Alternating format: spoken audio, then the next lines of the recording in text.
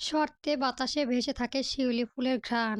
হেমন্ত ভোরের প্রকৃতি সাজ্জিত থাকে শুভ্র রাঙা শিউলি সমাহারে। ঘাসের উপর জমে থাকা বিন্দু বিন্দু শিশির কণা স্বর্ণের মতো চকচক করে। সেথায় পদযুগল ছোঁয়াতেই সম্পূর্ণ কায়া শিরশির করে ওঠে। স্বচ্ছ নির্লাপ আকাশে ভেসে থাকে সাপেদ রাঙা মেঘেদের ভেলা, যেন সম্পূর্ণ ধারিত্রিক নারীদের রাজ্য। চারপাশ জুড়ে থাকা সাদা রঙের কাশফুলের ঢেউ। শরৎ মানেই যেন সাদা মেলা, শরৎ মানেই চোখের প্রশান্তি, আত্মার শান্তি। সেই দিন একটু ভোর থেকে ঘুম ভেঙে যায় গুঞ্জরিকার। এর অবশ্য কারণও আছে। রাতভর ভেবেছে চৌধুরী বাড়িতে শিউলি ফুল কুড়োতে যাবে, অন্যদের আগে যেতে হবে, নয়তো ফুল পাবে না। ফুলের মালা গেঁথেই নিজের একটু সাজুগুজু করবে। তন্দ্রচ্যুত হতেই চৌকি থেকে নেমে দাঁড়ায় গুঞ্জরিকা। আব্বা মা হয়তো উঠেনি, নিজেদের কাজে ছুটেছে। ভাইজান ওঠে না এত সকালে, তাই তো যেতে পারবে না ফুল কুড়াতে। নয়তো কখনোই ভাইজান যেতে দেয় না ওই বাড়িতে। বারবারই বড় লোকেদের একটু পাশ কাটিয়ে চলে তো। গুঞ্জরিকার আকাশ কুসুম ভাবনার মাঝেই ঘরে দাওয়ার এসে দাঁড়ায়। অমনি নেত্র যুগল বড় বড় হয়ে যায়। ওর থেকে একটু দূরেই তাইমুর দাঁড়িয়ে আছে, পিছন ফিরে আসে গুঞ্জরিকার দিকেই। গুঞ্জরিকা হতভম্ব হয়ে দাঁড়িয়ে রয়। তার সব আনন্দ যে ভাটা পড়তে চলেছে সেটা বুঝতে আর বাকি নেই। সেই মুহূর্তে শুনতে পাই তাইমুরের গলা, তোর সময় হবে একটু, কথা ছিল আমার। তৈমুরের কণ্ঠস্বর ও অদ্ভুত রকমের বিষাদারের ছাপ স্পষ্ট। গুঞ্জরিকা এইবার আবাকেশ শীর্ষে পৌঁছায়। পিছনে না ফিরেই ভাইজান তার উপস্থিত বুঝে গেছে। কি হয়েছে ভাইজানের? গলাটা এমন শোনাচ্ছে কেন? মনে হচ্ছে একেই গুটি গুটি সম্মুখে এগিয়ে যায় গুঞ্জরিকা। তৈমুরের দিকে তাকাতেই বুকটা থপ করে ওঠে। ছেলেটার চোখ দুটো রক্তিম হয়ে ফুলে আছে। সারা রাত যে নির্ঘুত কেটেছে তার সাক্ষী দিচ্ছে ওই দুটো নিষ্পাপ নেত্র। সব সয়ে নিলেও ভাইজানের দুঃখ মেয়েটা সইতে পারে না। গুঞ্জরিকার চোখের কোণে জল জমে, তবুও নিজেকে সামলিয়ে নেয়। মৃদু হাসে, বলে ভাইজান, তোমার জন্য এ জীবন হাজির, আর তুমি কি না আমার থেকে সময় চাইছো? আজ হাসে না তৈমুর, ঘাড় ঘুরিয়ে বোনের দিকে তাকায়। কিছুক্ষণ চুপ থেকে নির্লিপ্ত গলায় বলে, আমি বিয়ে করব গুঞ্জ। গুঞ্জরিকার আকাশ থেকে পড়ে, আখিজোড়া কপালে উঠে যায়। যেন ছেলে বউ ছেড়ে কখনো মুখ তোলে না সে নাকি বিয়ে করবে। সে যেন সপ্তম আশ্চর্য একটা বিষয়। ভাইজান পাগল হলো নাকি? গুঞ্জরিকা বিস্ময়িত হয়ে শুধায়, তুমি ঠিক আছো ভাইজান? এটা কি বলছো? আব্বার যে অনেক স্বপ্ন তোমাকে নিয়ে। একটু থেমে জানতে চায় গুঞ্জরিকা, কাকে বিয়ে করবে ভাইজান? তৈমুর কথাগুলো শোনে, বড় একটা শ্বাস ফেলে উত্তর দেয়, চন্দ্রা, তোর সখীকে। গতকাল বিকেলে ওর মামি ওকে মেরে আধমরা করে রেখেছে। কথাটাও বলতে পারছে না। আমার পক্ষে এসব দেখা আর সম্ভব নয়। গুঞ্জরিকা কণ্ঠস্বর রোধ হয়ে আছে। সে সবটা জানে, তাই তো ভয় বেশি। ভালোবাসার চাইতেও সে ভালোবাসার সম্পূর্ণতা দেয় বড় কষ্টের। সেখানে এই ভালোবাসার পূর্ণতা দেওয়া যে এত সহজ হবে না। ওই পরিবারের মানুষগুলো তো ভালো না। আর আব্বার স্বপ্ন, যার জন্য মাথা ঘাম পায়ে ফেলে পরিশ্রম করে সামান্য রোজগারের উপর দিয়ে ভাইজানকে পড়াচ্ছে, সেই স্বপ্ন কি হবে? গুঞ্জরিকা অনুরোধে সুরে বলে, ভাইজান, আর একটা বার ভেবে দেখলে হতো না? চন্দ্রার মামার পরিবার শেষ করে ছাড়বে আমাদের। ওদের সাথে আমরা পারবো না ভাইজান। এই বিয়ে কিভাবে সম্ভব হবে? আব্বা মরেই যাবে। মানুষ নাকি ভালোবেসে উন্মাদ হয়ে যায়, ঠিক ভুলের পার্থক্য বুঝতে পারে না, মস্তিষ্কে অচল হয়ে পড়ে। তৈমুরের অবস্থাটাও ঠিক তাই। অকপট বসে বলে, পালিয়ে যাব। আজ রাতে চন্দ্রাকে নিয়ে পালিয়ে যাব। থাকবো না আর এখানে। আব্বাকে দেখে রাখার দায়িত্বটুকু তোর বোন। ভাইজানের এতটুকু আবদার রাখবি না? শেষ আবদার। গুঞ্জরিকার কিংকর্তব্য বিমূঢ় হয়ে দাঁড়িয়ে থাকে। তৎক্ষণাৎ মুখ ফুটিয়ে কিছু বলতে পারে না। বেশ কিছুটা সময় নিয়ে রয়ে সয়ে জানতে চায়, কোথায় যাবে তুমি? মাথা গোঁজার ঠাঁই ছাড়া আর কি আছে তোমার? তৈমুর এতক্ষণে হাসে, থাকবো পথে ঘাটে, একটা ব্যবস্থা ঠিক হয়ে যাবে। চন্দ্রা যাবে বলেছে তোমার সাথে? সে নিজেও আবদার করেছে আমার কাছে। গুঞ্জরিকে আর কিছু বলতে পারে না, মূলত মন সায় দেয় না। কি হবে এই ভালোবাসার শেষটা? ভাইজান কি সত্যি শেষ পর্যন্ত এমনটা করবে? আব্বা সমাজের মুখ দেখাবে কি করে? আর মা কলিজার টুকরো ছেলের শোকে সে নির্ঘাত সাহায্যশালী হয়ে যাবে। গুঞ্জরিকে সবকিছুই কিভাবে সামলাবে একা হাতে? একের পর এক চিন্তা এসে ছোট মস্তিষ্কে বাসা বাঁধতে থাকে। মস্তিষ্ক খুললে খেতে থাকে। গুঞ্জরিকা খেলাল করে তৈমুলে ছলছল লেন্স দয়। চোখ শত চেয়েও ভাইজানকে কিছু বলতে পারে না। মস্তিষ্কে শব্দ শূন্য অনুভূত হয়, কেবল ভাইজানের প্রতিটা দীর্ঘশ্বাসের অন্তত ব্যথিত হয়। এটা ভুল সিদ্ধান্ত। হাত ধরেই চারটা জীবন ধ্বংস হয়ে গেল। এর দায়ভার কার? কে নিবে? মাগরিবের নামাজ পড়ে মাদুরের শরীর ছুঁইছে গুঞ্জরিকার। আজ দিনটা ওর জন্য বিষাক্ত বিষের মতোই। বুকটা জ্বলে পুড়ে ছারখার হয়ে যাচ্ছে। চোখ দুটো বারবারে ঝাপসা হয়ে আসছে। মানুষটা করা শেষ আবদারগুলো মস্তিষ্কে প্রতিটা নিউরাল বিদ্যুৎ গতিতে ছুটছে। একদম শাস্তি পাচ্ছে না। কেন আবার দেখা হলো এই মানুষটার সাথে? কেন আবার পুরনো ক্ষত তরতাজা হয়ে উঠল? কেন? ভাগ্য আর কত খেলবে ওকে নিয়ে? এর শেষ কোথায়? মৃত্যু আগ অবধি কি একটুও শান্তি মিলবে না? আর ৫ জনের মতো ভাগ্য কেন ওর হলো না? আর কত খেলাতে হবে? নিজেকে খুঁইতে বসতে বোধহয় এইবার ১৬টা কল পূর্ণ হবে। নিজেকে অবশ্যই খুঁজেছে অনেক আগেই। মন মৃত অথচ দেহটা জীবিত। তাই তো কষ্টের ভার অনেক বেশি। ভাইজানের উপর খুব অভিমান হলো গুঞ্জরিকার। ভাইজান যদি সেই দিন ভুল সিদ্ধান্ত না নিত, আজ সবাই থাকতো গুঞ্জরিকার সাথে। এমন একাকী জীবন পার করতে হতো না। আর না শেখ বাড়িতে সাথে জুড়ত নিজেকে। স্নান বদল অশ্রুসিক্ত নয়ন নিয়ে বিড়বিড় করে আওড়ালো গুঞ্জরিকা। ভাইজান, তোমার নেওয়া একটা ভুল সিদ্ধান্ত আমাদের সবাইকে ধ্বংস করে দিল। তোমাকে হারাতে হলো। তুমি ভুল মানুষকে ভালোবেসেছিলে। দেখো না, সে একই ভুল নিজে অজান্তেই আমিও করে বসলাম। যার ফলস্বরূপ নিজেকেই হারিয়ে বসেছি।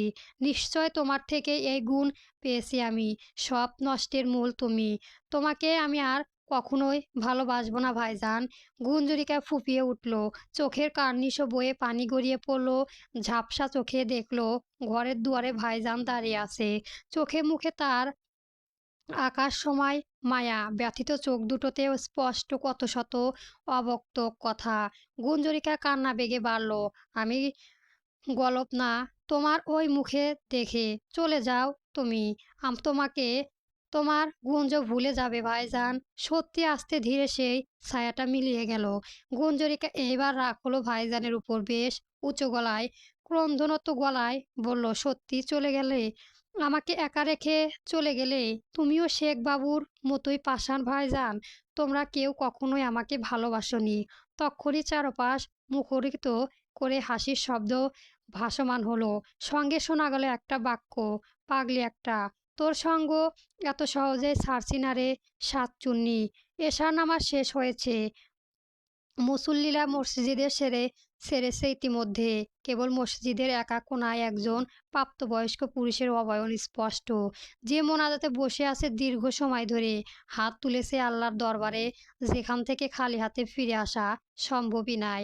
সব পাপ ত্যাগ করে আল্লাহর দরবারে নিজেকে সমর্পণ করেছে সে। সে নিজের জীবনের সবচেয়ে গুরুত্বপূর্ণ জিনিসটাই হারিয়ে সে এখন মধ্য নদীর মাঝি। না পারছে দীর্ঘ নদীর পাড়ি দিয়ে নৌকা নিয়ে এই পারে আসতে, না পারছে নদীর ওপাশে যেতে। মানুষের কান্না ঘুষা করছে। শেখ বাড়ির একমাত্র ছেলে তার বড় বউয়ের শোকে পাগল হয়েছে। রাস্তা ভর্তি মানুষের সামনে বউয়ের হাতে থাপ্পড় খেয়েছে। ব্যক্তিত্ব নেই ওই ছেলের। পুরুষত্বহীন একেবারে। নয়নকে বউয়ের হাতে মার খায়, ফিরতে দুই ঘা লাগানোর সাহস থাকে না। অথচ আরও সবটা মুখ বুজে সহ্য করেছে। মানুষ আজ বলবো, 5 দিন বলবে, একসময় হাঁপিয়ে থেমে যাবে। কিন্তু তা তাজা ক্ষত, সেটা যে অমৃত বইতে হবে, সেটা ভাগ তো কেউ নেবে না। এ পর্যায়ে ডুকরে কেঁদে উঠল আরস।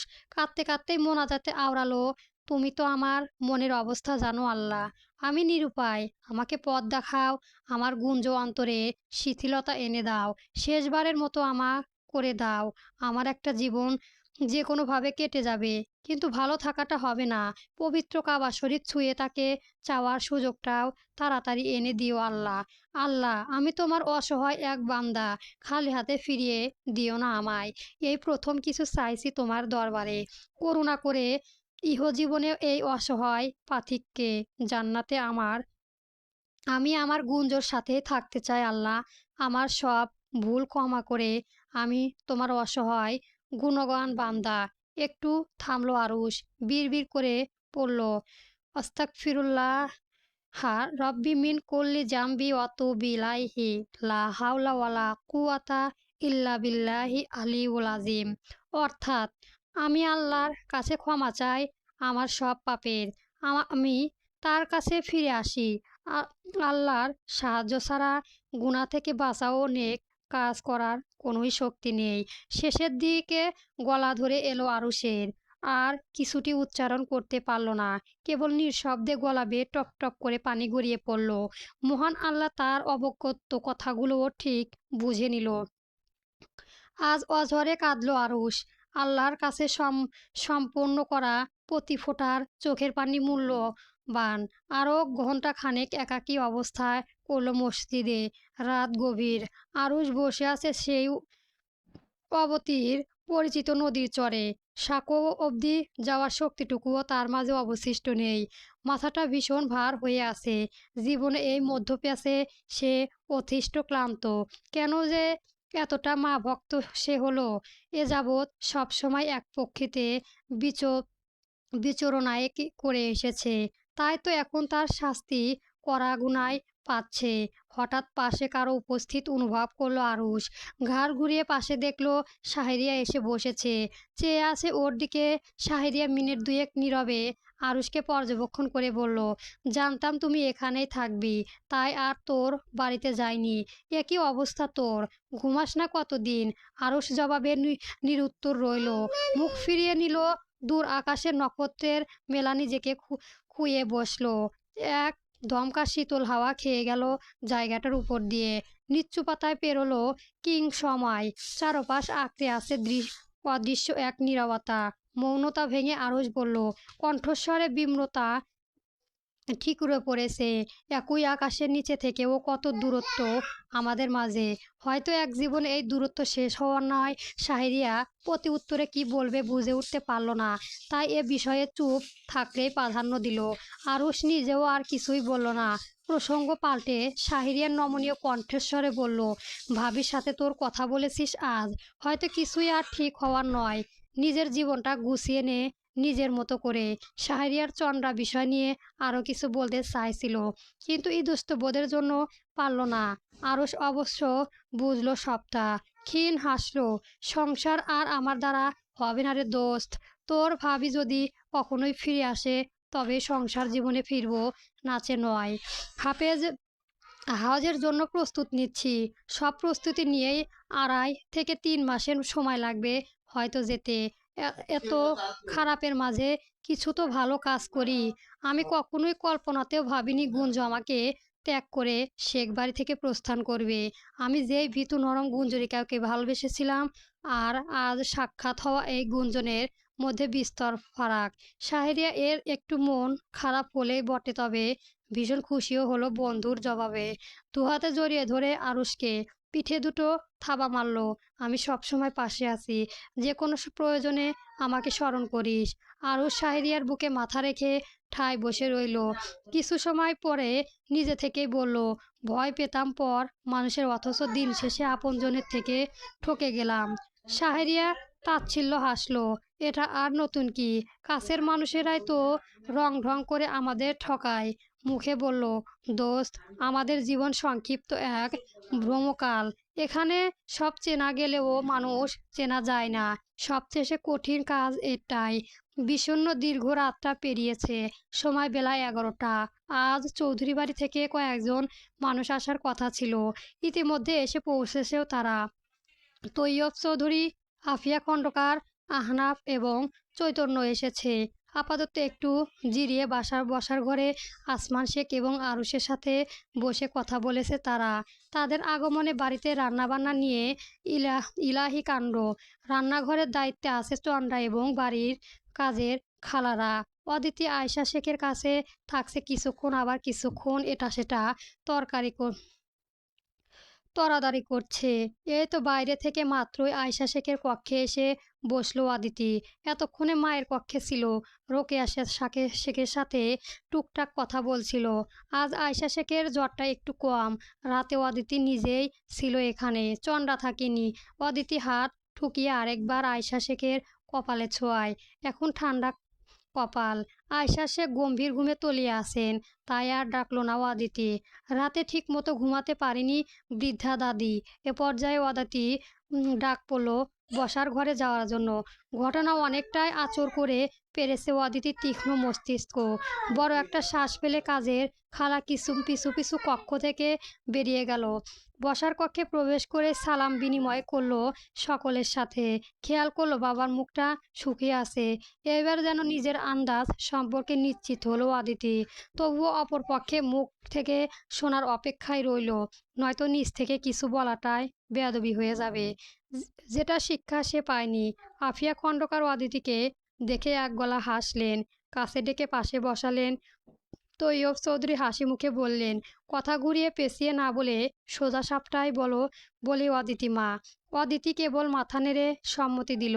অনুমতি পেতে তৈয়ব চৌধুরী বললেন, আফিয়া তোমাকে খুব পছন্দ হয়েছে আমাদের। আফনানের জন্য তোমাকে পছন্দ করে। আফিয়া, তোমার থেকে ভালো কাউকে হয়তো আমরা আহ আফনাফের জন্য পাবো না। তোমার বাবাকে জানিয়েছি ইতিমধ্যে সবটা। তিনি অবশ্য তোমার মতামতের উপর ছেড়ে দিয়েছে সবকিছুই। অদিতি মুচকি হাসলো, জবাবে বলল, আপনারা বড্ড দেরি করে ফেলেছেন চাচ্চু। তৈয়ব চৌধুরী ঠিক বুঝলেন না, না বোঝার মতো করে শুনালেন, মানে ঠিক বুঝলাম না মা। আমার নামে আগে এখন একটা নতুন শব্দ যুক্তি হয়েছে চাচ্চু। আমি এখন বিধবা অদিতি শেখ। শুধু অদিতি শেখ হলে ভেবে দেখা যেত বিষয়টা। অদিতি উচ্চারিত প্রতিটা শব্দে কি যেন একটা আছে। এই বিধবা শব্দটা সমাজ নিচু চোখে দেখে। সমাজে মানুষেরা অবহেলা করে সেইটাকে এই মেয়ের গর্বের সাথে বলেছে। কি আশ্চর্য! আফিয়া খণ্ডকার বললেন, বিধবাদের সমাজ ভালো চোখে দেখে না মা। তুমি নতুনভাবে একটা জীবন শুরু করার সুযোগ পাচ্ছ, এটা তো তোমার জন্য সৌভাগ্য। আফিয়া খণ্ডকার শেষের কথা একটু খোঁচা মেরেই বললেন। উপস্থিত সকলেই সেটা বুঝলো। আহনাফ বেজায় বিরক্ত হলো। এখনো চোখ তুলে তাকায়নি ছেলেটা। বাবা মায়ের থেকে সে পুরোপুরি বিপরীত স্বভাবের। এখানে এসেছে ও এক প্রকার মায়ের জোর জবরদস্তিতে। অদিতির ঠোঁট জোড়া দুদিকে প্রসারিত হলো, শক্ত কণ্ঠে প্রত্যুত্তর করলো, আমি খাচ্ছি বাবার টাকাতে, থাকছি নিজের বাড়িতে, তাই সমাজের দৃষ্টিভঙ্গি নিয়ে ভরার মতো অতখানি হাতে সময় নেই। এখন আমার সাথে যা হচ্ছে সেটা আমার জন্য আসলেই দুর্ভাগ্য। আমি একজন মেয়ে, হাতে বানানো পুতুল নই। আমার বাবা খুব আদরে আমাকে লালন পালন করেছে এবং এখনো করছে। আমি একজন ভাইয়ের আদুরে বোন, শেখ পরিবারের একমাত্র মেয়ে। যেই বাড়িতে একবার বধূ বেশে পদযুগল রেখেছি, সেখানে দ্বিতীয়বার একই বেশে যাওয়ার মানে আমার মৃত স্বামীর সাথে বিশ্বাসঘাতকতা করা। কথাগুলো বলেই অদিতি উঠে দাঁড়ালো। চৌধুরীদের উদ্দেশ্য বলল, আপনারা এসেছেন, বিশ্রাম নিন, খাওয়া দাওয়া করুন, গ্রাম ঘুরে দেখুন। সুস্থ স্বাভাবিক সম্পর্কটাকে আমরা অসুস্থ না করি, সেদিকে আর না এগোই। আমার কাজ আছে, আমাকে যেতে হবে। কথাগুলো বলেই দরজার দিকে হাঁটা ধরল অদিতি। আরুষ পুরোটা সময়ই একেবারে নীরব দর্শন ছিল। ঠোঁট দুটো বাম পাশে কিঞ্চিত উঁচু হলো। আফনাফ এতক্ষণে মেঝেতেই নির্বিষ্ট দৃষ্টি তুলে সামনে তাকালো। দেখলো হালকা আকাশি রঙা একটা শাড়ির আঁচল দরজা পেরিয়ে গেল। খুব ক্ষোভ জমলো মা বাবার উপরে। সে জানতো এমন কিছুই হবে। এই অপমানের ভার কেবল আদুরে বসা বাবা মায়ের। চোয়াল শক্ত হয়ে এলো আহনাফের। তো তৈয়ব চৌধুরী এবং আফিয়া খন্দকার স্থির হয়ে বসে আছেন, এমনটা তাদের কল্পনাতেও ছিল। তীব্র অপমানে মাটিতে মিশে যেতে চাইলো তাদের। পরবর্তী গল্প পেতে আমার চ্যানেলটি সবার আগে সাবস্ক্রাইব করে রাখবেন। ধন্যবাদ। গল্প পরগাছা চলবে।